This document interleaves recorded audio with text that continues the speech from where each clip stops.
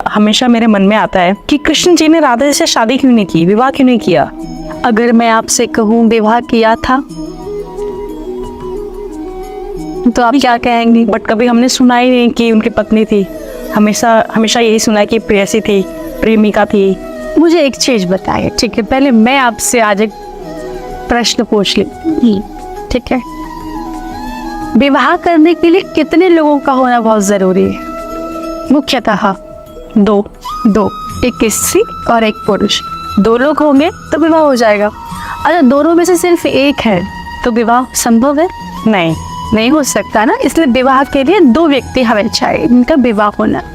एक बार भगवान ने कहा मुझको आपसे प्यार करना है, तो किशोरी जी चारों तरफ नजरें घुमा के देखने लगी।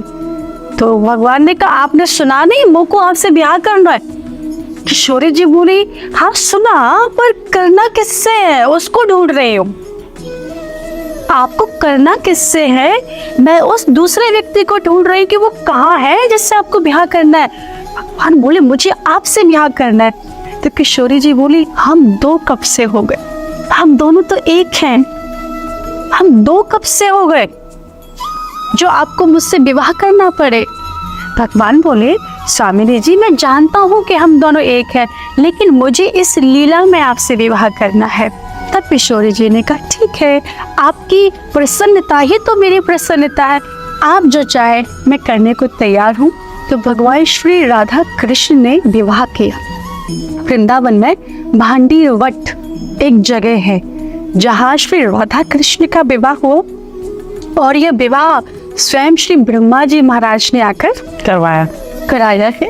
और हमारे श्री किशोरी जी की सखी है, बेस्ट फ्रेंड श्री ललिता जी महाराज ने श्री किशोरी जी का गठबंधन किया है, और श्री ब्रह्मा जी महाराज उसके साक्षी हैं। और वृंदावन के भांडीर वट में ये दृश्य आज भी आपको देखने को मिलेगा। श्री राधा कृष्ण विराजमान है और श्री ब्रह्मा जी महाराज उनका विवाह पढ़ रहे हैं। लेकिन मैं फिर से आपसे कह रही हूँ ये 2 नहीं है, ये दोनों एक है। और जो भी व्यक्ति इनको 2 समझने की गलती करता है वो बहुत बड़ा पाप करता है। राधा ही कृष्ण है और कृष्ण ही राधा है। ये दोनों ही कृष्ण है और ये दोनों ही राधा है। इन दोनों में कोई भेद नहीं है, कोई अंतर नहीं है। लेकिन फिर भी ठाकुर जी ने इस लीला में अपनी प्रसन्नता के लिए श्री किशोरी जी महाराज के साथ भांडीर वट में विवाह किया है।